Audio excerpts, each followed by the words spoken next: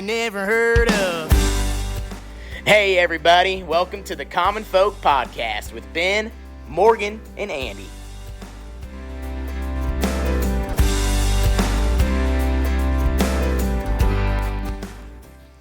What is up? It's deer season, right? It is. It's the fall deer season, man. That's all I'm thinking about. You're in your camo, right? Yep. Over there. Camo shirt, a little bit of a deer hunting shirt that you guys helped with. Mm-hmm. Yeah. Hunters helping the hungry.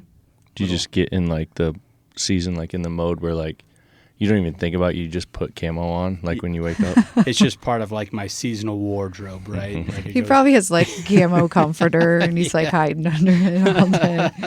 Like, I'm not going out. It's pretty crazy how everything is camo now, if you want it, you know. I've liked camo Yeah. before it was like, Now, well, I was going to say before it was a thing. It's always been a thing, but like. no, but it hit like mainstream like fashion, right? Yeah. Like where there's camo skirts and things like that. Yeah.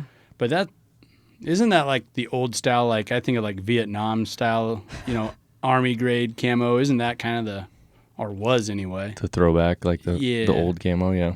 Yeah, and that's what kind of broke through as far Yeah. as fashionable clothes.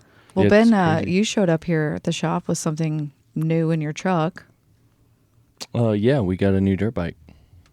Like So you're talking about? for for Joel for the boy, or is it like Yeah, a Joel toy got one. for you too? Oh, I'm gonna ride it, but yeah, no, it's more kid sized. Okay. Kid size, like it's a 50cc, 125. What are we talking 125, about? yeah. Oh, yeah. Yep. He graduated from the 50. Oh, jeez. That can Time to hit the 125. 125 can get you wherever you need to be. Mhm.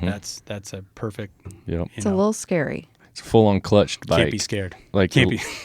the The little little 50 was scary to me. the little kid ones are like super easy. They're automatic Mhm. transmissions, basically. You know, no clutch, all that kind of thing. This is a big boy option. One down, five up. Yep. There we go. Yep. Is this a size that you had when you were little? Everything's changed. Oh, okay. I mean, my last competition bike was a 125, but it was, I don't even know, it was twice the size of this I bike. thought so. I'm like, wait. So the engine was the Yeah. same size, but it was two-stroke engines back Mhm. then. Mhm. Now they're four strokes. The two strokes were way more wrapped up. They were like, Yeah. they were just wound tight. Yeah. You know, where the four strokes aren't quite as much. Me. Yeah, and I don't know. They might have these four strokes like detuned a little bit because they're all fuel injected now. Well, not all of them, but the Hondas are. And the two strokes were all carbureted and Yeah. So big that's what pipes this and- is. It's a Honda. Yeah. You're talking about 2-stroke, 4-stroke. That means nothing to Right. me. maybe there's probably people Yeah. listening. That Yeah. know. Oh, yeah. I mean, It is part of the deal, like where men gotta flex. Like, let's talk about motors. Yeah, for sure. Yeah. Yeah. it's like, oh, you're talking Spanish over there. Yeah. So, what was your first motorbike though that kind of got you started? My very first one when we moved out here was like a, I want to say it was about a 70 cc, Okay. somewhere in that range, 70 or 80. Mhm. It was a Suzuki.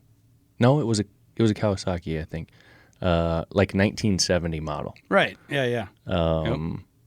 So borrowed or used? No, when you got it? used, Okay. 100% used. I mean, I was born in. Well, yeah, duh. And I just thought, Early I was 80s, thinking so. it was like a hand-me-down, maybe from family. No, Like you it got was off just some the junk market. bike that we Okay. bought at Yeah. Yep. a dealer somewhere. Mhm.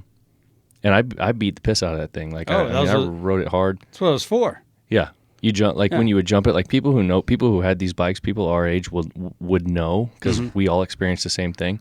You'd go running, you know, whatever. You'd ride that thing hard. You hit jumps, and the seat would fly off.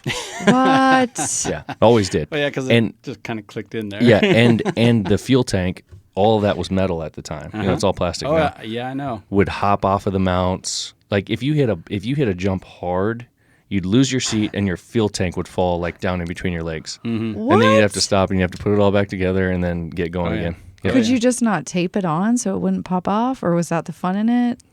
I think would have looked dumb. Like, Okay. you know, Yeah, you want to be cool you too. do got to be cool. Yeah. And- Did you have some dirt bikes? Oh yeah, Okay. big time. And I was even more ghetto than that. My first dirt bike was a Kawasaki 90, about 70s a model. I'm pretty sure it was the 70s. but it was a roadster, and it had chrome fenders, the whole 9 yards, and had that goofy elongated, tank.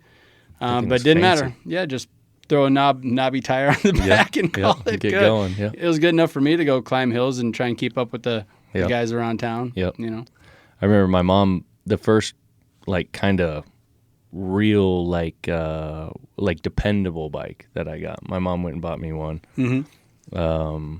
I was with her, of course. We picked one out, and it was a 100cc, and it would be very comparable to this today 125. Okay, and you're probably about the same age, 11, 12. Yeah, size wise, and had the clutch and all the things, and that's the one that I really learned on, and that was a bike that didn't fall apart when you hit jumps. So, yeah. Well, this bike stayed together, and man, I put it through hell. We were terrible with that. I mean, it was a lot of fun, and you've been up to Lynch, so it's in what's called the Missouri Valley. So it's this tract of land between the Niobrara River and the Missouri River, two big rivers across Nebraska. So it's very hilly, crazy different terrains. What's called cat steps is prevalent there, and it's like one of the only places in the world where it's soil types like this, where it'll make erosion will make on a hillside like a step, and then it'll erode to another step, and then it'll erode to another step. So it's like so you were like busting down the yeah. So like a hillside, a lot of those hillsides will look like that, and it just has to do with this type of soil that's in that area. And yeah, you could really tear up your bike, tear yourself up. That was like built-in jumps too. Yeah. Oh my God, yeah. We found some pretty fun hills. The most infamous hill in that area, and if anybody around Lynch or Boyd County is listening to this, is called Widowmaker. And I mean, there would be rallies, and just the name sounds like they would know. You'd hit this really. It was like two hills in one. So it started very vertical. So you had to get going right. Yeah. Then you jump off that onto the next hill, and that was even more vertical. And so you better make it. And you better not let off. Like, you better crank that sucker. Yeah. The moment where you should be like scared and let off and all that type of stuff. Yeah, that's when stop. Yeah. That's when you really got to hammer it. Yeah. Wow. All It'll these. Be fun. Yeah. This bike is the real deal. So we'll have the tractor out. We'll be building jumps. We'll be doing all kinds of crazy stuff. I mean, can we at least let him go on a flat and know how to shift first? We'll give him. We're doing jumps. Let's give him one weekend, then we'll take him up to Boyd County and give him Widowmaker. We'll head to the Widowmaker. Yeah. Sound good? Stop. I'm not going. Helmet required. I don't know. Yeah, I don't think that's real popular for moms to watch their boys on Widowmaker. Yeah, I'll probably stay home for that one. Yeah. Yeah, you just sent me a picture and was like, hey, we got this today. You made it's it. Like, oh, great. I mean, there was talks that you were looking for a bike for him maybe. But anyways, thought we'd throw that in there, the opener here. Nice. What are we talking about today? Boys? Well, I would say with what we're talking about today, this is definitely more of Andy's expertise. So I'm going to let Andy take the lead on this one. Yeah, so we're getting into the fall season here, in the Midwest and across the nation. And in Nebraska and Iowa, archery season has already begun for deer. And it always just, the anticipation builds and builds for what's known as the Orange Army. And that's 9 days in November, rifle season. So I thought it'd be cool because, Morgan, you're kind of getting in to deer hunting, and we've made some steps over the last year and a half. And I feel really good about you guys getting some opportunities. Yeah, you're seeing some stuff, action on the camera. And Yep, trail camera. And we built a mineral site last year and kept it well tended throughout these last year and a half. And, we have a good idea of what's going through there. Yeah. And the most important thing is you have a lot of doe, and that's really good. Because in November, and this is so unfair, this is a big gripe that a lot of bow hunters have with the Nebraska Game and Parks and how they do it. Usually, like during the rut, when the women go into cycle, the doe go into cycle. Okay. The bucks just lose their freaking minds. They can't stand it. They don't act like wily old smart bucks anymore. They just become stupid. It's very stupid. It's like they got one thing on their mind. It's like Daytona Beach spring break. Random. It's just like, yeah. So deer and people Yes. Connect the same. Totally different. Oh, okay, totally different. Right. I don't know. You watch some of those bucks, and it is Daytona Beach spring They're break. just so worried about it, huh, mating? Oh my God! And so like they just lose a lot of their natural defenses because Okay. their nose is just up in the air. Yeah. hit- Sniffing out. smelling the scent. Yes. Yep, and trailing. So it puts them at a big time disadvantage. And the Game and Parks puts the rifle season right in the middle of that. That is when I need to get one. When Yeah. one is stupid. Exactly, and you'll get some opportunities. I'm confident of that with where we're at. So to give folks a little bit of like background and understanding with each one of us, I myself have never gone deer hunting. It's never been a thing that I've done. I don't even own a deer rifle. I guess I own a rifle that you could probably shoot deer with, but it was a hand me down from my grandfather that's Right. never been shot, and it's a family heirloom. You know, Right. like I wouldn't even take it out.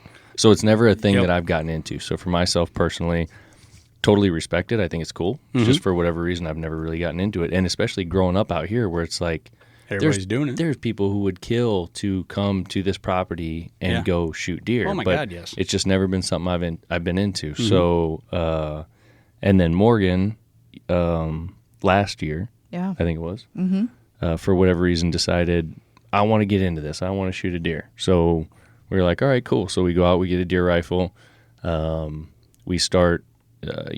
Scouting them out, Yep, putting the yep. game cams out. We've got the feeder out there. We're trying to see what the activity's like. So that's kind of where her involvement has been. Mm-hmm. And then for you, Andy, I mean, this has been like a lifestyle for you. Yeah, I'll tie in one more little motorbike story, and then I'll get into it. Okay. But if you would have grew up with us, Ben, all of it would have came together as in one. And I can remember one summer day where me and my buddies were on our dirt bikes and we're just tearing up the hillsides, right? We're wrecking, having fun, having a blast. And then we see a coyote off in the distance, like, get back home and get your 22. And one guy had a sling. So, I mean, we're just driving like bats out of hell, with one guy with a 22 over his shoulder.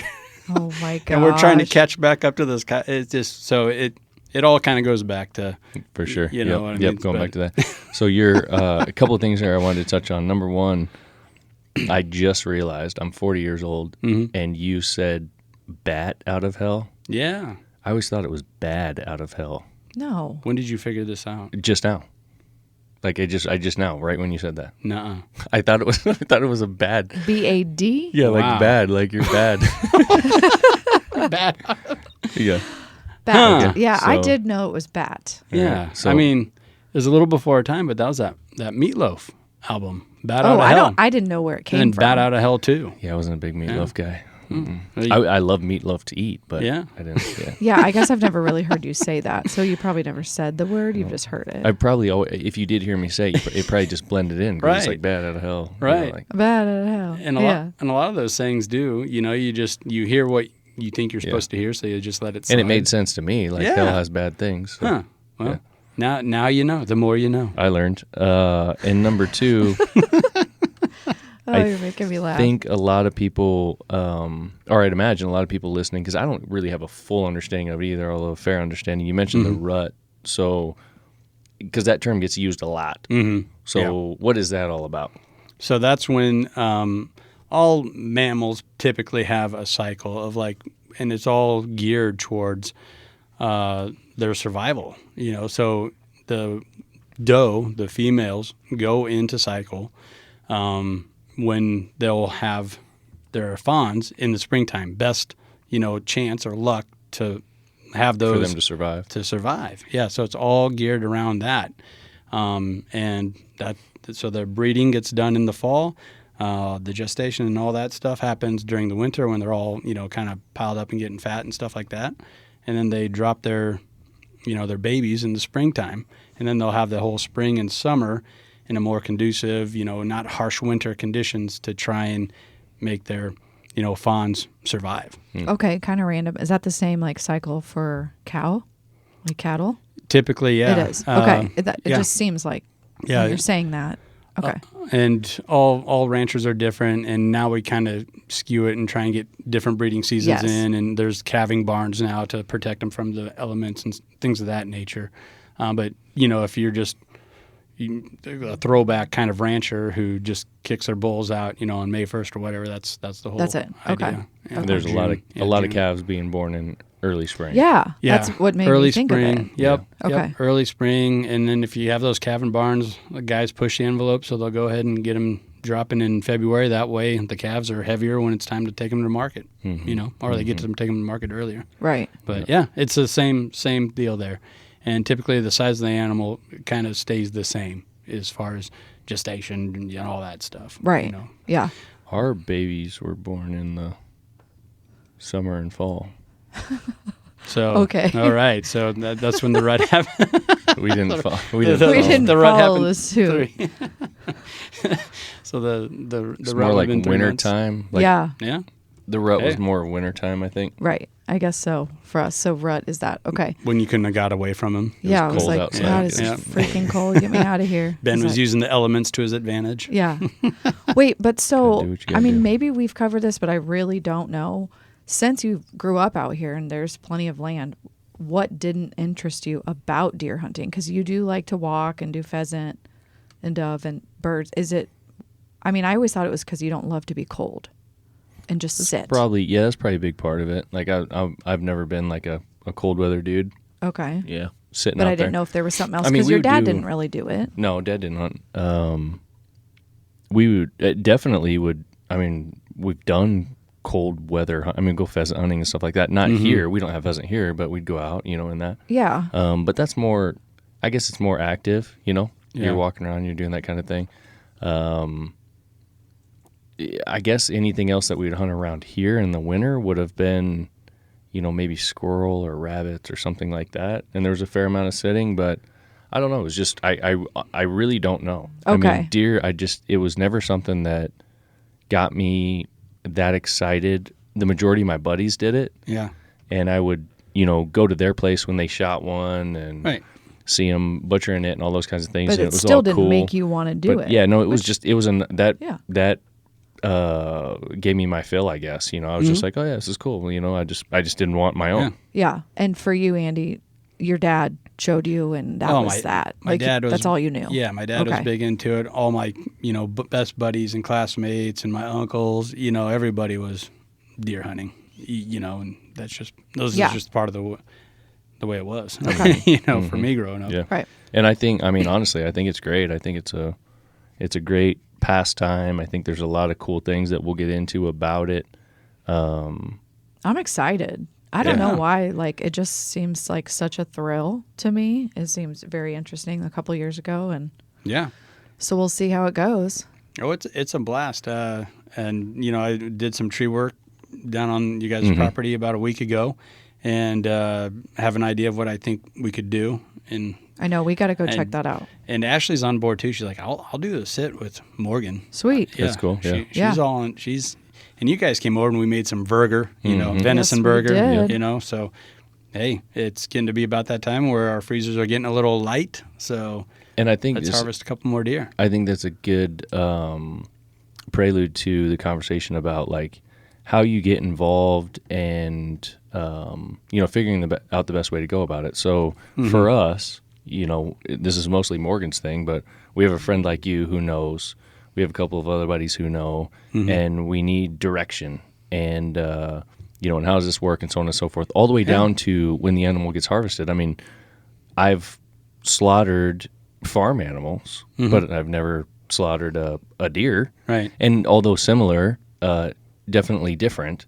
Oh, So, having someone that knows how to do that. So figuring all that out. So it's kind of like the point is that there is a little bit of that barrier to entry. Like you kind of need to have that mentor almost. Right. And it is becoming more and more, I guess I don't want to say easy, but there's a YouTube video now for everything. Sure. Well, You know what I we mean? watch a couple, some Yeah. shows. Yeah. What's it called? Good? No. That one. What one? I don't know. Man Eater? No. Meat Eater. Yeah, on Netflix. That's one of the only hunting shows that Netflix will put up with. Yeah. Oh, really? And it is phenomenal. It is. Well, now It's and even so that good. one, I even enjoy it. Like, I love the show's phenomenal, but they don't get into the details of. Yeah, but you'll see them. Yeah, but if you're slaughtering, here's or here's what you do first. Here's Oh, okay. They got to kind of be careful and They dance do. around some of the They do. gory, Yep. ugly stuff. Yep, You and know that's what my I mean? that's my point is that Yeah. you can't pick these necessary skills and steps up from something Sure. like that Okay. because they won't show it. I see. Yeah, and it's also difficult. I mean, if you don't have somebody that's doing it, that's a big influence on your life, where do you turn to? So, and there's been less than, I think it's since like the 1980s, something happened. I don't know what, but there's been less and less and less hunting and fishing tags and licenses sold across the nation. Consensus. Now, COVID, for all the great things that come out of COVID, actually saw a big-time reversal of that, especially with fishing license. Good. A lot of people, looking for something to do, looking to get outside. So you actually saw a reverse and a big spike. So hopefully that little spike in the numbers sold there will continue, because I think everyone that I've talked to that did get out and go fishing or hunting, tag along for a pheasant hunt, whatever, really enjoyed themselves. Okay. And now they're planning on doing it again. So it was like, I think I remember hearing it on, it might be in a different podcast or something, but was it after World War II when all the guys came back that it was like hunting went through the roof? Mm-hmm. Like that got big time. I think it was World War II. It might have been. So here's a date. I want to, because you provide a perfect segue there. Nebraska's modern deer season, what we have right now, started in 1945. Okay, there you go. And there was a harvest of 275 mule deer and 2 white-tailed deer. So it's kind of reversal now. We have more white-tailed deer. There's like 4 or 5 subspecies of deer, but those are the 2 that Nebraska have, mule deer and white-tailed deer. Okay. Now the white-tailed deer, which is what you guys have on your ranch here, they're way more prevalent, way more populated than the mule deer. But it's kind of crazy to think about that this all began in 1945, and the harvest was only 275 deer. Mm-hmm. And let me fast forward to the latest deer harvest information in Nebraska. This was a total of 129,000 deer were harvested. And let's see, a quote of, they had a goal of selling 30,650 tags. They sold 24,808. And, you can 2 doe, 1 buck type of tags, so that's where you get the bigger number. And that's just right in line with managing a healthy deer herd. So to that point, 2 things that come to mind. Number one, you talk about 1945, so that was exactly in line with World War II. Yep. And that's the story when the guys came back. Mm-hmm. They were ready to provide for their family and whatever the case may be, and hunting's really started taking off. Yeah. So there was that. There's a lot of things that go into that. The camaraderie that, they had when they were overseas, they longed for that. They wanted to get out and be with their buddies or people they didn't see for a while. And honestly, it's a great time to just shoot off your steam, let off steam, Yep. collect your thoughts. I don't know if there's anything better than a crisp morning in November when you're by yourself in a tree watching the sunrise. You want to talk about clearing your head, and being one with nature or whatever, but you really are. You get almost sent to a different place. You really do. And once you kind of get to enjoy that or experience that, I mean, you're sold. You're okay. When can I go again? So my second point is what you mentioned about those numbers. So you have a lot of folks who feel like these hunters and these gamesmen, they're out just decimating the populations and so on and so forth. But you look at that number and you say in 1945 there was a couple hundred deer killed, and now today there's almost a couple 100,000. Yeah. And that doesn't happen if the population isn't growing. And the way the population grows is through all this conservation and the money that gets put into the system, and that all comes from the hunting population. Yeah, you're exactly right. And that all started about 40 years prior, and it was all Teddy Roosevelt. And when he got elected president, one of the first things he did in 1901 was enforce the USFS, the United States Forest Service.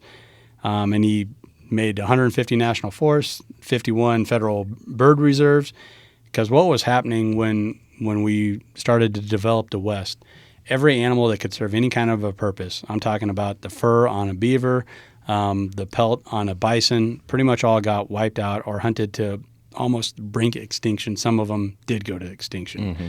And Teddy lived that lifestyle. He moved out. It was, well documented. He's a sportsman. He lived in North Dakota and all that stuff. Mm-hmm. And he saw it firsthand, what was happening. And you kind of feel sick when you see some of those pictures and hear those stories about the buffalo being pretty much wiped out. Yeah. And now the thing with Nebraska and its deer population and those numbers, back in that time, there weren't very many deer in the state of Nebraska in 1901. It was all prairie, and that's in rolling hills. So that's why that's a type of deer that mule deer are. But what did thrive across the state of Nebraska were bison and antelope, migrating antelope going north and south each season. But when we kind of moved west, we started planting trees. We stopped these big rolling lightning forest fires, not forest fires, but prairie fires that would just wipe out the trees that were trying to grow. And the trees, especially along rivers, lakes, creek bottoms, whatever, provide perfect habitat for deer. So deer have just been experiencing explosion of population in the state of Nebraska basically since Teddy Roosevelt started putting some of those provisions in place. Because of that, which is sweet. Yeah. I mean, I didn't know any of that. So yeah, and you'd think, there must have been way more deer back in the day. No. There was barely any deer in the state of Nebraska. Mm-hmm. Huh. So that's also a testament to the game and parks learning as they go, right, how to manage a population that really wasn't here that much, Super interesting, yeah. Yeah, so those that habitat, like you said, building up that habitat, and then a lot of things come from that, good and bad, obviously, but other species as well. I think we're talking about deer today, but I think that's probably a big part, based on what you're saying there, of the turkey population growth. Oh yeah, turkeys were reintroduced to Nebraska, and it's one of the great success stories for the state because they were basically extinct to Nebraska. They trapped, I forget the story, 59 turkeys, eastern turkeys, and they released them on select spots, and they just took off. You also had a lot of efforts between individuals, not really documented, that were also trying to help the population. Help. Yeah. Yes, Okay. yes, and that was a great point there, Ben, where there's this sentiment out there that hunters hate animals and they just want to shoot and kill them all, where it's the exact opposite. They're the ones actually taking care of the ground, taking care of these animals. In crazy ways, we're using our own money to buy birds at a premium to just release them, knowing that the survival rate's less than 10% through the winter. But just in case, if you can get, whatever 10% of 100, that means that you have 2 more birds than you had the year before. Yeah. Right. So it's a painstaking process. If on our Chasing the Dream, my outdoor show that we do, we've shown it a few times, and we've sent out tweets and stuff where we reload what's known as a surrogator, and that takes day-old pheasant chicks that we buy from a farm, and it acts as a surrogate mother for 5 weeks, and then we release them onto our ground, onto our pasture ground, in hopes that 2 or 3 can make it. Yeah. Really? And then grow the population. And I'll tell you what, it works. Okay. I wouldn't feel comfortable bringing 5 guys in, from Georgia saying, all right, let's shoot up the place and we're all going to limit out. That's not what would happen. But I now see pheasants on our trail cameras. I can hear pheasants in the morning when I'm doing my, sits. And growing up, I never saw a pheasant on our ranch, and now I do. So, that's awesome. Yeah. Yeah, that's a perfect story to kind of paint the picture of here's what the hunting population does. Here's where the conservation comes in. Here's where the effort comes in. There's no doubt it's like anything else. There's no doubt that there's a bunch of idiots out there doing dumb stuff, taking advantage, making a bad name for everybody else. The bad apple spoils the bunch kind of thing, right? Yep. But it's and that happens. We all acknowledge that. But it's not that, honestly, the people that I've interacted with, that is not the majority by any means. No, not at all. And it's really a two-way street. Like, so when I was growing up, every year during deer season, we'd see this influx of plates from California, plates from... Oh, just driving over? Yeah, buying, because our tags they're more accessible than most states for deer hunting. Okay. And so in November, we'd always see a bunch of out-of-state plates driving slow along our gravel roads, that cut through our pastures. And it's like, God dang it. You know what they're doing. They're wearing, you can see them wearing their blaze orange, But so you always want to like, oh, it's those out-of-towners ruining it for us, hunting from the road, that type of stuff. But I also think you have, and it's probably more so, your locals kind of ruin it for them, doing the same stuff and blaming it on them. And the local guys, they can probably get away with it a little bit easier. There's no question as to why they're there. They know if someone's on vacation, or, so-and-so's calving, so I probably can get away with it running over there for a while. You know what I mean? Things of that nature. It's a funny thing, the whole hunting thing in the territory, because, like, naturally you're defensive. You're like, oh, man, these guys, they don't know this area, whatever. You kind of get defensive. But there's a good chance that if you catch those guys at the local bar that evening, probably a bunch of pretty good dudes. And they probably want to talk to you and figure out where the spots are and pay respect to where you are so they don't step on your toes and, those kinds of things. Well, and what's really developed over the last few years, and it's the next generation of hunters, and I'm on board with it. And Garrett, our co-host, and he's been out here. He did a land survey for you guys, figuring out where optimal place to put the stand and this and that. But they all have multiple trail cameras and mineral sites set up, and they all share these pictures with each other. So they can pattern out these bucks, so they know when he's over on the neighbors, when he's over there. And it used to be, when those first came out, if you saw a buck, you wouldn't share it. Kind of like you don't share your fishing hole. You know what I mean? But hunting's evolved to the point where, look, when the rut's on, all bets are out the window because they're running all over the hillsides. And everybody wants to kind of, if everyone can get on the same page, where these bucks are, what's going on, who has 5-year-olds, who has 6-year-olds, and everyone's kind of trying to, in the same corner, trying to protect them, trying to have a healthy herd. That's the main goal here. And Garrett and his buddies, I'll never forget it. They had a monster buck, one of the biggest bucks he'd seen up to that point on our ranch. And so he was gearing up for this guy, just massive antlers. And everybody knew about it, that was up there and had trail cameras. And so they kind of figured, okay, here's this 5-mile radius. We know he's here. We know he's there. He'll go back and forth. And then a guy out of a town in central Nebraska got him. Started posting pictures on all the bragging boards, like, look at this guy. And they were able to pinpoint probably where he shot him, about within an hour of when he would have shot him, and it wasn't it was pretty legal? It was, I don't want to say that, but it was pretty sketchy. I mean, but you couldn't do that unless you and all your neighbors are on the same page, and you kind of have it all patterned out, and your regular bucks, your shooter bucks, your young bucks, all that stuff. So I mean, that's like next level conservation, where everybody in this community is on the same page, trying to develop the healthiest herd possible, and that's by protecting the young bucks, taking X amount of does. That's another thing that gets lost. Having too many does in a population is unhealthy. Sure. They'll stop breeding. Yeah. They'll stop letting the bucks do their business. Yeah. And that's terrible, right, Ben? Yeah. I guess so. Yeah.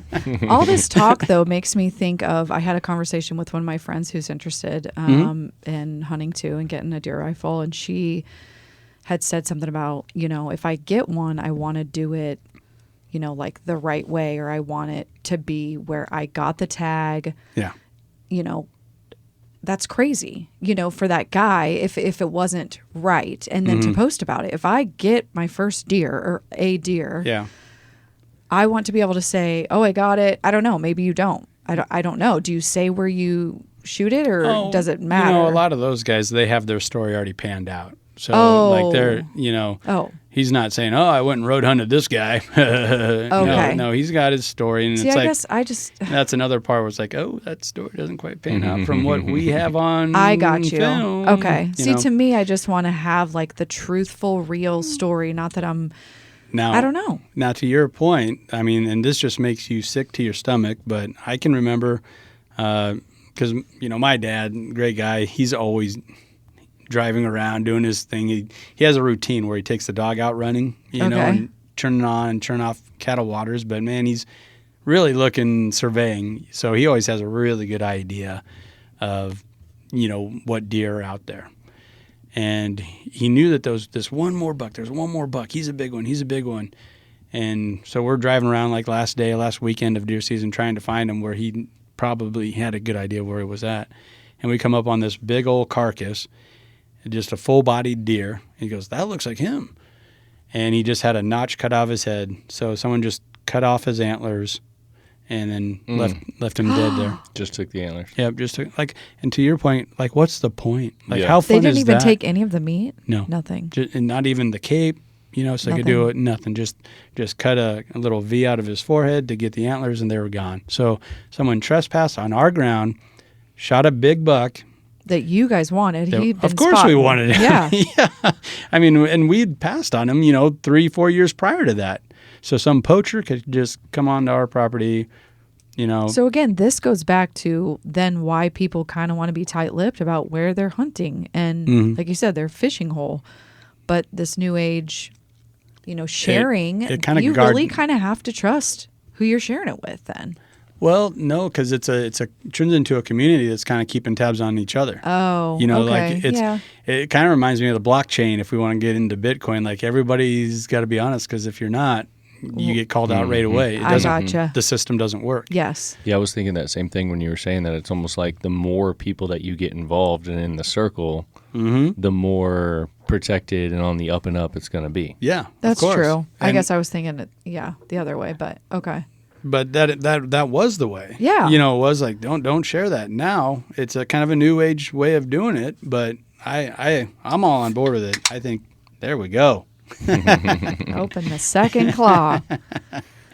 Yeah, I think, 100%. So one of the things we've kind of touched on a little bit is the process. So for a newbie, what does that process look like? Like, how do you get into this? What are all these steps and all the things that you need to expect? And Morgan's gone through a little bit of the initial things, and then I think, Andy, you can kind of fill in, but what's it been like from the beginning? So from the point where, all right, you decide I'm going to hunt, I've got to get the tools, which you still got a number of them to get. We go out, we buy a gun. How does that process work? Practice. cited that Practice. Right, so we'll get into that. So Okay. then, Yep. and then you got to get your tag and those kinds of things. So we're getting stuff ready. You still have a bunch of other things you need to buy to get ready for it, and then the actual hunt and the stuff that you've been doing, Andy, also on the back end. So to start with, what's the beginning? Like what have you done so far? I guess, Morgan. Well, you got me the gun last year. We just decided that we were going to wait and see, right, for these deer to get a little bit bigger on the cam. And it got a little bit crazy work-wise. So from a gun standpoint, So you would need to borrow one if you're not going to go buy one, right? sure. Do you And a lot of borrow folks- somebody? Could you and a lot borrow of somebody's folks- gun? Oh, of course. And Okay. a lot of folks, do that, especially if it's year one, right? And they're like, I don't know if I'm going to get into this or not. I don't want to spend the money. I don't know. You don't want to buy an $800 rifle and then go out and be like, all right, this isn't my bag. Yep. So a lot of hunters, they'll be like, all right, use this one, use that one, but it starts with the interest, like what you have. Okay, so that's step one, and you have that. Ben followed through, got you a rifle, Yep. a really nice deer rifle. It's probably one of the hottest calibers out there right now. And so It's that's super something nice. to touch on as well for people who aren't into this and are thinking about it. The industry has made it pretty dang affordable. They have, So yeah. the rifle that we purchased, the Ruger American 6.5 Creedmoor. The Creedmoor is like you said, a hot round as far as popularity. But it makes sense for a lot of different reasons. We don't need to get into the details, but it's easy shooting. It doesn't kick hard. It's accurate. It's got a lot of hit. Very accurate. So a cool round. But the point is that the rifle that Ruger makes is like an all-in-one package, anywhere from probably $600 to $800 at the time. As far as guns go, a pretty dang affordable gun that is a very useful tool. Right. And to your point, and I've kind of done this for a while now, I'll go buy a used deer rifle. Like, that doesn't bother me because it's kind of twofold. I view them as like family heirlooms. Yeah. Like, we kind of already have plans for a couple of our deer rifles, right, that are special to us, and hand them down to our children and things of that nature if they get into it and they want them. But it's also a tool. You know what I mean? It's a part of the process, and so you also got to kind of view it like that. But with that in mind, you could get a really nice, like, traditional 30-06 or 243. We're talking calibers now, but for around $400 or less. So it's still not chump change. I get it, but if you're going to make the commitment to do something like this, that's not that big of shouldn't be that big of a cost or a prohibitor to get into it. And guns, I mean, most people listening to this will feel the same way, but it is an investment. I mean, those things are going to last forever. More than a lifetime. And like you said, it's a family heirloom. And if you want to get rid of it, you're going to be able to sell it for what you bought it for. Like, it's not that big of a deal. No, it's not. So you got that. We go out, we get that. Get comfortable with it. We finally come around this year to where it needs to be sighted in. It came with a Vortex scope. It's a great setup. So that was fun. We've got to go through that process. You helped in that process a lot, and so did your buddies. We did it over Labor Day. Got that sighted in. It's just kind of fun in itself. It's kind of like going out and shooting blue rock. It's a great way to kill an afternoon.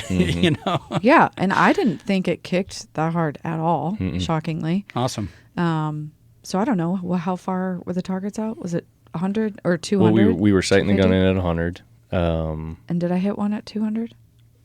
I can't remember the next one. We did. You didn't shoot the two. You shot the 100 round target, but we did hit. It did hit 200 once we sighted it in. But it was cool. It was a great process because we sat down there. Like I said, this isn't my thing. I haven't. So done you this. learned too at the same time. Yeah. All of my buddies have done this 100 times. So they sit down. They show us. We've got a bore sighter. Put that on, kind of get the scope tight, and then start shooting and seeing where it's hitting, and start adjusting the scope. There you go. Figure out the math behind the scope. How far does each click on the turn move it? It if you don't know, it sounds kind of scary and complicated, but it's not at all. No. You get into it and it's just start doing it. Yeah, you figure out the math. It's careful. Easy. Yep, you're doing that. We keep firing off rounds. We get it in a tight group. Morgan goes and shoots it. She's able to hit the bullseye. We take a 200 poke on a 6-inch gong, smack that in the first round. The thing's on. So it's like, all right, go time. And one other thing I would suggest, Morgan, and this was part of our process, would be to take a hunter safety course. You don't have to. Yes. But there's so much additional information in there, like processing, cleaning, things of that nature. That's also included in that class, and like you would pick it up secondhand watching Ashley and I or whatever, but to get the the full experience and the correct lingo, if you will, and there's usually 2 or 3 classes in this area being offered. No, I so agree, because when I got my permits, I know we don't need to skip to that, but it said, did you take the course? Are you in age between, I think it was 12 and 29, and I was like, well, I'm over 29, so you technically don't have to, but I even said I've been 29 and a half to your buddy, I definitely want to do that. I So in Nebraska, that's an interesting point. I don't know exactly what it is, but I knew if you were born after whatever year it was, so I think it was in the 90s. If you were born somewhere in the 90s on, you're required to have a number, a hunter safety that you passed, and you get this number in order to get a license. Yeah, and I mean, I'm on board with it, but I'm not. You know what I mean? Like, I think it's a great idea for everyone to have that, but I also don't know feel that you have to. Yeah, I'm just big on like the freedom thing. Like, Should good be able God, to if you want to or whatever. I mean, how many Yeah. barriers do we have to put up Yep. I for gotcha. someone to go out and do And that, something like and that? really, I mean, you've been through the class, right? Oh yeah, Yeah, I mean, it's simple. it is. It's just a matter of putting the time Yep. in. You gotta put the and time there's in. definitely benefit in it. Yeah. Um, I'm on board with it, and I think I hear you. don't Yeah. get me wrong. Yeah. I'm just like, for it to be a requirement though for young Yep. people, yep. I'm like, good God. Like, yeah.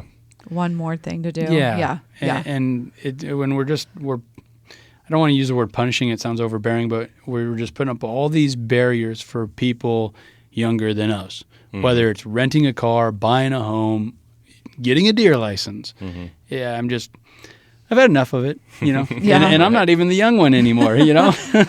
Oh, that's funny. Yeah, so there's that age range. But there are things, to your point, Ben, saying that earlier, I need to get for like attire. I'm not planning on trying to be all fashionista here, but I don't have You're stuff to fine. go in the field, really. If we're going to be in the deer blind, you are fine wearing your ski suit that's, you know, fluorescent pink with a white True. jacket. That's You'll be true. just fine. Yep. Yeah. If I'm in a blind. Right. It is hilarious looking at hunting photos from like the 20s and 30s where these guys are out there, you know, bow hunting with big old red flannels and you Yeah. know, Carhartt, Hey, can bright. you see me over here? Exactly. And so it's like, man, there's something to that, you know, camo industry. I don't want to Yeah. take away from those guys. It helps.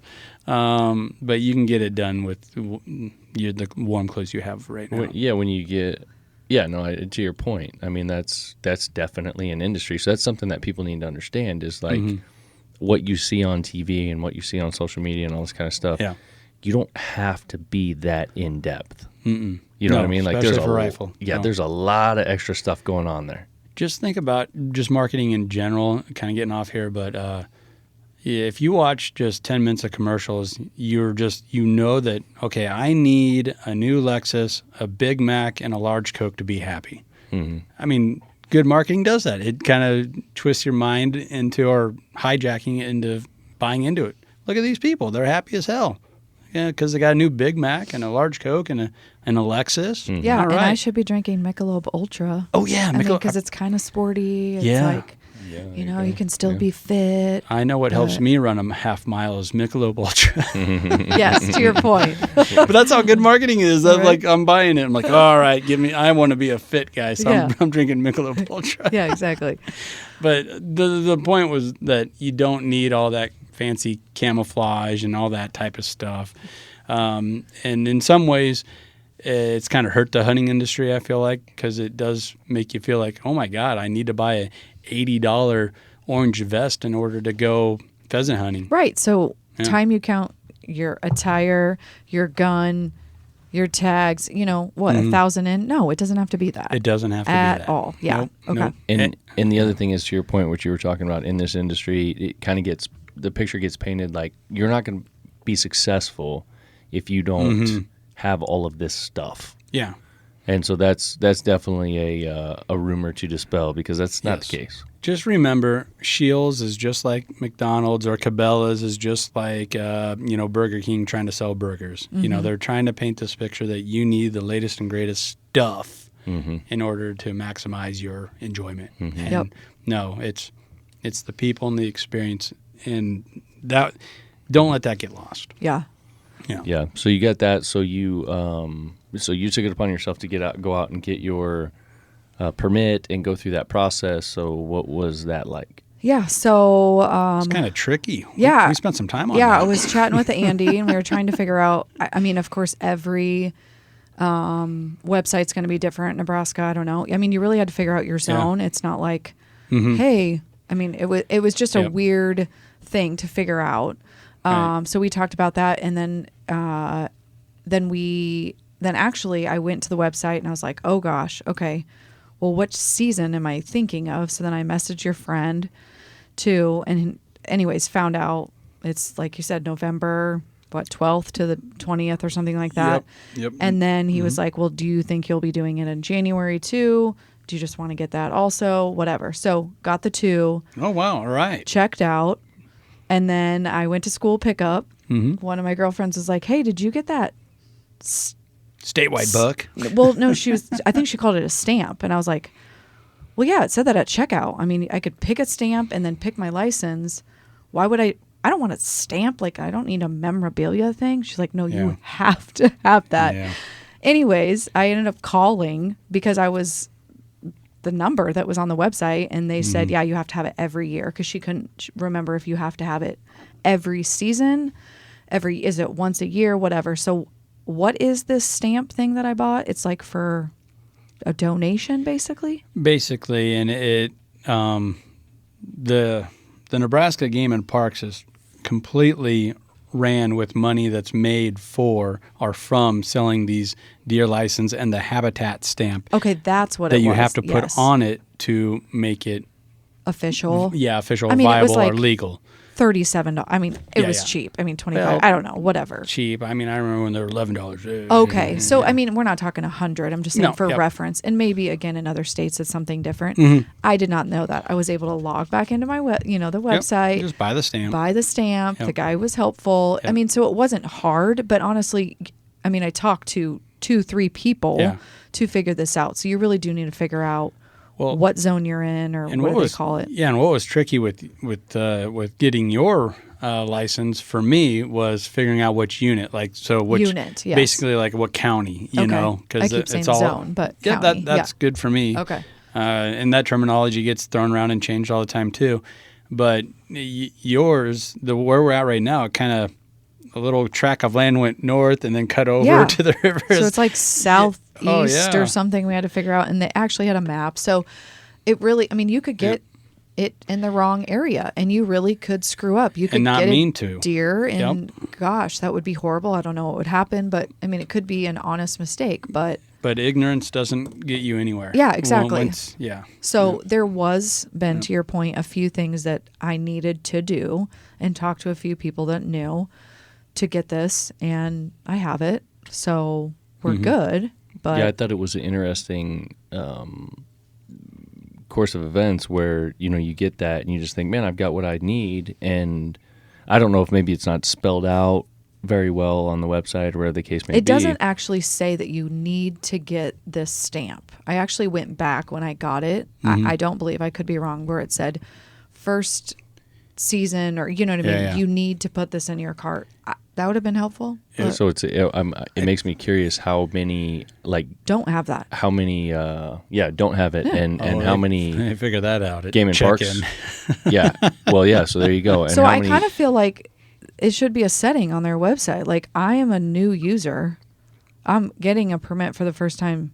Or if it's every year someone's getting it, it should be like, you cannot buy this until you buy this. But whatever. Yeah. That would be It's helpful. a government website. Okay. And, you know, there's shortcomings there. And I think in the fine print on that permit, and it's in there. Totally could have Yeah. misread something, and I really am good at just kind of going fast. Well, and getting what So- you think you need. Yeah. You know, Yeah. but that's a great point. You really got to, as far as where you're at, what you're buying, what else, you know, is there anything I need to buy to make this tag, you know, legal? And Yes. that's what's going on. And it's the same thing for the fishing license, right, Ben? Like, you buy the fishing license, then you got to buy the aquatic stamp. yeah. You know, and the stamp deal got started as just another revenue source. Right. And it does a phenomenal job. It raises a lot of money, and it funds the Nebraska Game and Parks, and does it so well that I believe there's almost a surplus, depending on how well the budget's managed, for the Game and Parks. Didn't know that, because Oh. on my profile, I had gotten a fishing license for a day, and I didn't get that stamp. Good thing Good we thing you didn't get catch anything. No, we literally yeah. did not that day. Yeah. I did not know I needed a stamp for that Aquatic either. stamp. So Yep. anyways, it could totally have been something I just missed, but point is, there are things that you do need to do. Yep. Double check, triple Again, check. It is Yep. And so back to helpful to have what- mentors. Yeah, exactly. 100%. Well, that's what we were saying in the beginning. Like, find somebody who's doing it and it's going to be willing to share, because there's a lot of people that are willing to share. Willing to And- especially share knowledge. And anybody who's listening to this, we've said this before, like, you have questions, like, shoot them over. Yeah. We'll dig in. We'll figure it out one way or another. Yeah. You know what I mean? Yep. You may not live in Nebraska, but hey, we can help you. The tough thing for out-of-staters with Nebraska is that there's just not much public ground. And that's another thing with the marketing we're talking about. Our Game and Park spends a lot of money advertising, but it all goes to out-of-state advertising, or a lot of it does. And I've been on the wrong side of that because I sell advertising, right? And they paint this picture of like, oh, wow, look at the success rate, mature bucks, blah, blah, blah, all this stuff that you want to see and it makes you believe as a hunter, like, oh, I got to go to Nebraska. Well, then you get here and the opportunities You're just like, aren't where there. do I go? Yeah. You need to get the services of an outfitter and they can charge whatever they want because there's, very little policing right now over that. Yeah. But like with states like Idaho, I mean, even Iowa, there's way more public ground to go to, that's not overhunted, that you won't see a million people. I've heard stories during rifle season that are just scary because there's so many rifle hunters on a small tract of public ground. See, that actually freaks me out. When you just said that, I thought, it should. Oh my gosh, thank God we have private land. I mean, there could be that many people and you don't know who's in. And where they're at, yes, what's happening. I don't know. And who's being responsible, who's not sending a I don't round. like that. You shouldn't. It's dangerous. Yeah, and even for all that, and I mean, I guess maybe we don't hear about all of it, but you definitely hear about accidents, but you don't hear about a ton of them. But it's just flat out, like, even it doesn't matter what kind of hunting you're doing, it's not quite as fun when there's a ton of people out there because it just kind of takes away from the whole thing. So you definitely want to do a little bit of research. You want to figure out where you're going to go. If it needs to be private land. I mean, when we were kids, with all the bird hunting that we did, we just travel around and knock on doors. A lot of times people would be like, yeah, sure, go check it out. I think it's gotten a little tighter nowadays. Sure. You would just knock on your neighbor's door and ask to go hunt their property? It wouldn't even be our neighbors. I mean, we'd be a couple hours west and just, going up to a farm and, hey, do you allow hunters to come out here? Really? And that's 100% the better way to do it than just go hunt their roadside ditches. For sure. Yeah, you got to get permission. Yeah. But I think that's kind of ballsy of often, a kid. Oftentimes we would get people that they'd be like, yeah, sure, just be careful, here's where you can go, watch out for the cows over here. And that's the way it used to be. And that's the way it was, even up in my neck of the woods for the longest time. But then it just got out of control. Like I was saying, we're attracting all these out of state, people. Yeah. And, they're just road hunting, and when I say road hunting, I mean, they're just driving along gravel roads really slowly with their binoculars on, just looking at our hillsides, and then throwing the rifle over the hood and taking a few shots. Right. And isn't that illegal? Very illegal. Unless you're handicapped, I've heard. And you have a handicap sticker. I suppose. Maybe. I still don't know if you can shoot from the road. I think that's still. And different states do it different. Like I'm pretty sure, and it depends on the game. Yep. I'm fairly confident that upland game pheasants in Iowa you can road hunt. I'm pretty straight confident. up in a vehicle that's moving. I think wheels. you have to get out of the vehicle, but you can hunt the roads. You hunt the roadside ditches, whatever, all those kinds of things. I don't know. Where here you can't, in Nebraska, you can't even have a vehicle involved. Okay, You better not. I didn't think so. Yeah, that's shady. Yeah, it's shady, whatever. But either way, I mean, Yeah. there's all these different rules, and the point is that people need to, you got to do your research. You want to get involved, do your research, do it right, and find somebody that can point you in the right direction. And if you really want to do it right, like what we're doing here, we did a lot of prep work. Not only, sighting in the rifle, getting the gear and all that stuff, but this has been a year and a half, and we haven't even hunted yet. Mm-hmm. I know. And so we set up a mineral site, and that helps for the deer herd health and all that stuff. But for me, more importantly, or maybe not more importantly, but we can put a trail camera on that, and we'll get a picture of all the different deer that frequent that, and we'll have a great idea, and we can pattern it out too. And so we'll know, like, okay, your guys' ranch has a 1-to-3 buck to doe ratio. Maybe we should think about taking a doe this year. Mm-hmm. And when do you stop feeding? Oh, Is that like a month before? I think it's a couple weeks before so you take before it the rifle down. season. Yeah, take it down and make sure it's empty, all that stuff. What do you say to people that say that's cheating? Because you're feeding. Well, I mean, I look at a cornfield or an alfalfa field as then like really cheating. Okay. I don't know. Yeah. Yeah, because like the It's just the sitting game right there. the game feeder is like a taco truck, and the cornfield is like a like a buffet. Yeah. like just Yeah. a big old, yeah. right. I 200 agree. acre I mean, per- I've heard both, and so that's why I say since you're the I big think hunter. more of what you hear when people say cheating. There's a lot of states as well. Every state has different rules where the feeder can stay out all year long, and you can hunt over the feeder. Oh, that seems weird. Yeah, and that's and kind of they like baiting. Too. yeah. Yeah. And there's a lot of them that even go to the extreme of like which is allowed. It's people playing the system where like the feeder, it's an automatic feeder. Yeah. And the animals get trained on like at this time of day the feeder feeds me, and at this time of day it doesn't. Really? And so then guys can like your hunt can be a half an hour because Yeah. like if I show up in time, I'll tell you what, I went to a kind of a swanky place to hunt wild hogs in Oklahoma, and that's how it was. And those time feeders would go off, and the hogs would all come running in like, dude, it was They good. knew, so they were trained. It was a good time. yeah. It was fun, And that's I mean, gosh, there's so many conversations here, but hogs are obviously a whole lot different than that's an what we're invasive doing with species whitetail and this and that. stuff Yeah, like that. Yeah, but literally, I mean, we lived in Texas for a while, and the guys that hunted in Texas, at least in the area that we were in, hunted over feeders. The feeders were always there. That's what I they didn't did. know that. I thought it was a thing that you had to take them down. Okay.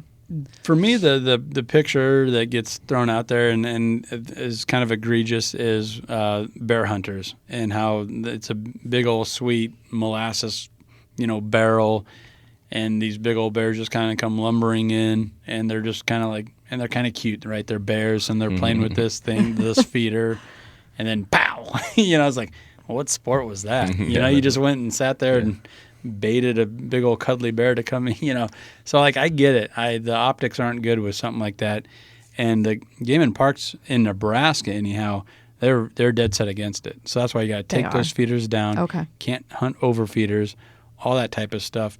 But then for me, like the line gets kind of goofy then, because like, okay, well, a farmer picks his corn and there's this big pile of corn here. That's cool though. I mean, Yeah, plenty that's of true. that. It's still I mean- laying there. I mean, that's like 500 acres of corn just sitting in a pile. Like, Yeah. okay. Yeah. Like, all right. Oh, I mean, I didn't think about it that way. I mean, I guess they're doing their best. I don't want to come off as like I'm just throwing a bunch of shade at the Nebraska game parks, because they're understaffed, undermanned, and they got a really big state to try and cover everything here. And I feel like growing up here, like the management and the tools and the resources and all the kind of things that they give has been pretty dang good. And I've dealt with it in a couple of other states. Yeah. And I think the effort is there as well. Some things might not make sense, but there's always more, I don't want to say players involved, but there's more things involved than what just you, the hunter, are thinking of. Yeah. You know what I mean? Yeah. And on top of it all, they're trying to manage a statewide deer herd to its optimal Right. health. Yep. Okay? So, like, that's the main goal, not you getting a deer Right. in September or whatever. Yes. Right. So, yeah, man, we've taken a while today. So it's a really interesting topic. So if we go on to gotten the permit, it's hunting time, we find the deer, we harvest it, everything came together, and then where are we at? What are we Okay, doing? so the most important thing, Morgan, we're going to have a deer camp, okay, so like a sleepover or something. We'll go to your guys' house because it's really nice. I'll just invite me and Ashley and the kids over. Yes. And we got to buy over. the fattiest, healthiest, most sugariest snacks available. I'm talking breakfast snacks, breakfast burritos, those Jimmy Dean things. Yes. And Ben's then a good cook. Twizzlers, Twinkies, anything that we can fit in our coat pockets, our vest, our hunter orange vest, and that's what we snack on all day in the deer blind. So Oh, it's very I important. see. Okay, Yes. but we have to have breakfast though it's early before we go out, So or it's gonna be real. we usually have a early. really good time, like with White Claws or Bush Lights or whatever the night before, talking about what we're gonna do. Okay. Got to go over the game plan, right? Yes. And that's when we start packing all of our snacks into the places So they this need is to all be. this is all coming together. So you hear people talk about all the time deer camp. Oh yeah. So this is deer camp. Yeah. Set up the night before, get all your crap together. figure out the tell time. all the stories. And that's why it really helps to have those Jimmy Dean microwavable breakfast sandwiches. Okay. So if you get up a little late, Yes. you can go just you don't throw wanna one of those. plan on cooking. 'cause Yeah, just throw one of those in the You're mic. gonna need something You're good easy. to go. might There be you a go. little hungover. Oh, maybe. I don't know. We'll say, yeah. Liquid probably. IQ or IV. Why did I say IQ? God, I'm saying all the wrong things today. So so then it's go time. We're getting out. Yeah. We take one down Mhm. because we've done all of our pre-work. We really have. I mean, this has been a process, right? Yeah. Yeah. Yeah, I'm ready. So we take one down. We're gonna have to. Lucky for us, where the area that we've scouted and that we're hunting isn't too deep into the woods, and pulling an animal out of there isn't going to be too big of a deal. No. Other than crossing, maybe the creek cross. So might like be a those little shows, crappy, we don't but need like backpacks and No. we don't need to stuff we're not it gonna all we're in not there. gonna quarter it out down there. No. At the We're going to throw it in the back of chute your side by side. Yeah. Drive it right back up here. Yeah. Okay. Yeah. and then hang it hmm and start cutting it. We're going to dress field it where it probably dies. Yes. And so, that means getting rid of the guts and things like that. And we'll bring it up and then we'll hang it up, and we'll let it hang for at least a week. It's basically aging the meat. That's another thing that people don't understand. You got to let that thing age for a while. Let the enzymes kind of break it down, tenderize that meat. Put some salt on it. No, you don't need to do Just that. let No. it So be. just the Yep. flies. There's not too many flies in mid-November. It's cold, yeah. Yeah, you're good to go. Yeah. Okay. You're good to go. Okay. But yeah, and then come back in a week or so, and then we'll quarter it out. Ashley will. It's her thing now. She does all the field dressing and all the cleaning. It's unbelievable because she's the one that prepares the steaks, the deer steaks, and all this other stuff. So she has her way, and it's very precise. It takes a while. You kind of grind your teeth a little bit because, me and my brothers and my dad, we were pretty sloppy with the knife, like just get it done, But no, she's like a surgeon, and it's for the better. Yeah. You guys saw her work with the burger, Right. deer burger. And so like I just let her do her thing, I just don't get in the way. And I have a feeling though. Yeah. You're gonna want to do it too. I'll be involved. I mean, I'm sure she'll direct us. Yeah. She'll be like, Okay. yeah, go do this, do that, whatever. yeah, and she's totally fine with just Yeah. doing the directing too. Yeah. Like she doesn't have to be the big boss. Well, but, no, but yeah. I don't. It's I a feel like fun- because you've done pigs, you've done the pig, and you've never done a deer. No. What never. other animal have you done? Turkey? Yeah, I mean, gosh, we've done so many. Okay, different yeah. kinds of animals, Okay, yeah. so I mean, I've never done one, so I probably should learn. So but, that's yeah. just it, though. Yeah, and she's a great teacher. She's a biology teacher. Yes. So she's into it. Details. Yep, details. And I think when we go to do the main quartering out and all that stuff, she'll probably have something, like the deer steaks. She cut out the tenderloins, and we could just be kind of munching on that while we're doing the rest of it. We'll have a grill fired up and Yeah. Yep. Yep. Nice. Okay. Sounds like a good There we time. go. I can't wait Ooh, now. I'm I'm ready to go. getting excited. Yeah, I'm ready to go. I need to practice some more. Shooting? Yeah. Yeah, we'll could do some more shooting for sure. It's pretty cool. You got the additional tag, so you could get your big buck opening morning in November, and then come back around in January and take a doe. Yeah, that's what I'm thinking. Yeah. Might as well do it at the same time. Ben, do you got a tag? Yeah. You guys have plenty of freaking doe. I don't have a tag, and Might have to get one. We're gonna have to buy another freezer as it is. So I think we'll be all right. Sounds good. Yeah, for sure. Cool. So, man, I think that about wraps that up. It gives everybody a really cool picture of, from an experienced hunter, from a brand new hunter, how to get into it, all the things you got to do. Understand that it doesn't have to be as scary as it seems. It's not as overwhelming as it seems right. at first there. And there's one more thing I want to throw out there. And there's a cartoon movie, I think the name of it was Open Season. Ozzy had it on Netflix a while ago. And the hunter was just this crazy guy shooting at animals nonstop throughout the whole movie. I'm like, that is not what we are. That is not a hunter. I can't believe that's what kids are being Disney told. put out there. I don't even know if it's Disney. Maybe it I don't know wasn't what Disney. it was, but I was just so infuriated with the opening scenes with that hunter that I couldn't even enjoy the rest of the movie, even though it had a nice story. The deer and the bear are best friends, and then they fell apart, and then they're back together. Like, I couldn't even get into it because I was just so angry with how they portrayed this hunter as just a guy that's out there to shoot animals because that's what he loves to do, is to shoot and kill animals. Nothing could be further from the truth. Didn't he have than that old school hat that had like the flaps? Oh my God, like, yes, like yes. typical, like, and the red flannel. Yes. And he was smoking and drinking and driving, and he had an old truck that made a bunch of noise. Like, Yes. give me a freaking break. Like, obviously it kind of upset me, but that's just not how.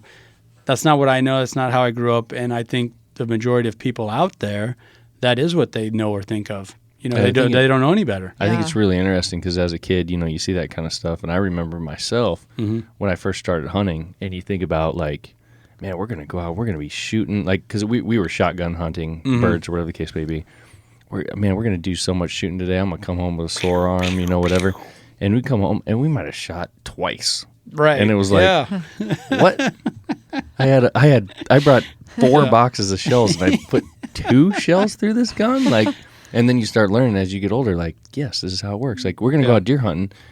You should probably only put 1 round through that gun in a whole season. Exactly. You know? You're exactly right. And that's that, you know, all the preparation for that. My dad had a great saying when we were growing up and first hunting. He's like, you're going to work this entire weekend for 1 shot, and it happens in a split second, so be ready. Yeah. Now think about that. That's a little scary. Yeah, that's kind of intimidating too, but it's like, just be ready. Like, enjoy your snacks and stuff, but have your eyes out, your ears up, you know, all those things.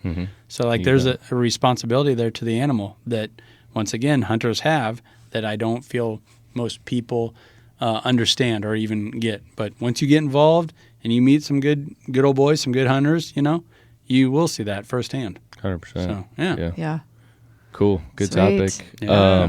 One of the things that I wanted to say closing out, we had on the previous week's episode, we talked about doing the reviews and the what do you call it? Like the stars, the ratings. 5-star Yes, ratings. Yeah, those kinds of Google things. reviews and things of that nature. Yeah, so we offered up we're going to send out T-shirts, everyone Okay. that does reviews, and we've got a number of them. It's been super cool to see. It's great to hear what the folks have to say. Do you have that one that you got that you text Andy and I?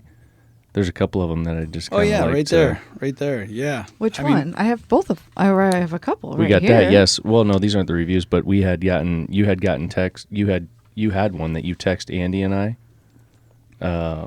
That was super interesting. Oh. But I don't know. Maybe you have it. Maybe you don't. But just a few of them, just to kind of go down the some shout-outs list here? here. Yeah, Okay. what some of the folks Yeah. are saying. You know, so one of the most recents, and this is on Apple Podcasts, so that's where you're going to get your review. That's where you're going to do the reviews. Okay. I guess as far as all the podcasts go, you can do the ratings on a bunch of different ones, which is awesome. But off of Apple, let's see here.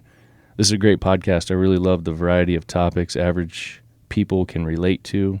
Also love the references to Nebraska things. They've also done a great job of maintaining a consistent release schedule, which, yeah, we definitely try to stay on top of that, so that's been cool. A couple others here. Check this podcast out. Really enjoyed it, and the different perspectives on the subject matter were a fresh pace.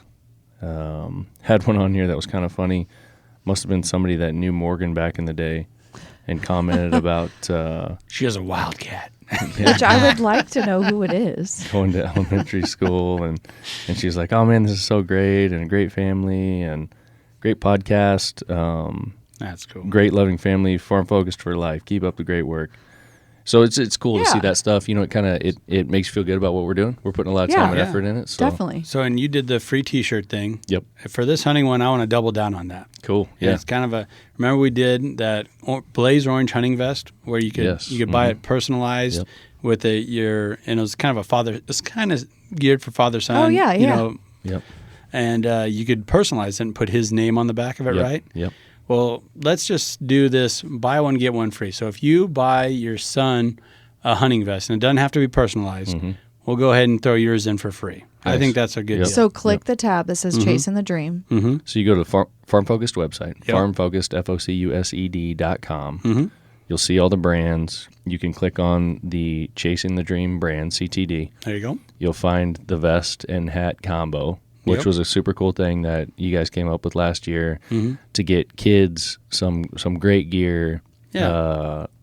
To go bird hunting in, or you could use it for deer And it was hunting, whatever the case may affordable, be. and then they also they kind of personalized it. It was Yeah. theirs. It was like a football jersey with their name on the back. Yeah. Yep. So Yep. and that I think that really adds something to it. Yeah, Doesn't for that sure. make it more fun Yep. for Yep. a young kid? Yep. So Give us a review. There you go. Once you complete the review, shoot us an email. Ben at farmfocused.com. Let us know you completed the review. You got the purchase the vest. You got the vest coming your way. And they can leave a note, right, buy when one, they get when they buy the vest. Totally leave a note, could. like, Yep, hey, yep. we like the podcast. I'm gonna take my son out or my daughter out to do this, do that. Absolutely. I Yep. think that's pretty Yeah, cool. so you Let's do get it. a vest and a Common Folk podcast too. We kind of sure. we Yeah. kind of lucked out, and we were able to, in the craziness of all the fallout of the shortages, we were able to buy a couple big boxes of those really nice vests. Yeah, we got a lot of that stuff ready. Yeah. Yep. Yeah. It's all good. Yeah, so if you order that item, like you said at checkout, you can put in a note. Yep. Hey, I like the podcast, reviewed you guys, thank you so much, whatever the case may be. Yep. Boom, you got another one coming. And a t-shirt. Blaze orange vest that also has the back in it to hold pheasants. Yep. So it's good for deer hunting. It's good for pheasant hunting. I got multiple sizes on hand. So yeah, get after it. I just thought of this, so I'm kind of going off the cuff here. I like it. I like it. Yeah, let's do this. Yeah. I mean, we're talking about it. Let's be about it. Let's get some people involved here. Right. No, I found that review, or that you were talking about, Ben. Yeah. Someone was saying that they really liked the Round the Bend episode. If you guys haven't listened to it, it inspired her and her husband to maybe at some point to work together in business, because we had a couple on, and she really enjoyed listening to that episode, and it was inspiring. So I just thought that's kind of fun. Yeah, you the know? round the bend Round the episode. Bend, yeah. It was fun. Yeah, because Husband, they work wife together. work together. We you work guys together. work together. Yeah. And I don't want to go off a tangent because we want to sign off here. Yeah. But I mean, whether it's commercials, movies, TV shows, they pin the husband and wife against each other all the freaking time. It's so true. And if you can just get away from that and actually peel it back and be like, we're actually a team here. Okay, and you guys take it to another level where you've developed this tremendous business, this podcast, farm focused. And if you really want to have a successful, fulfilling, happy freaking life, you probably should work with your wife. You should probably like her, These are just little basic things I've come up with. There's definitely something to you better make sure you like each other. And for no other purpose or reason, that's what I think is most endearing about the Round the Bend episode and a couple others we've had on where husband and wife work together. It's So like, true. this is what it's about. Yeah. Yeah. Yeah, and I think we're going to have another one of those coming up pretty soon where we're talking a little bit about small business and working on your All right. own and how to put that together. So that'll Nice. be fun as well. But you guys Okay. got anything else? Nope, that's I it. don't. Cool. I've thrown a few points in there, so. Hopefully people are fired up for deer season, man. I think I'm more fired up this year than I ever have been because I can't wait to see what happens. Let's I'm go. excited. Then we can I am too for report you on it. guys. Yeah. I am too. Like you guys are set up in a good spot Okay, here. well, we have good mentors, you and Ashley. Let's do it. Yep, All for right. sure. All right, cool. Well, we're Okay. closing out. Peace. We'll see ya. Later.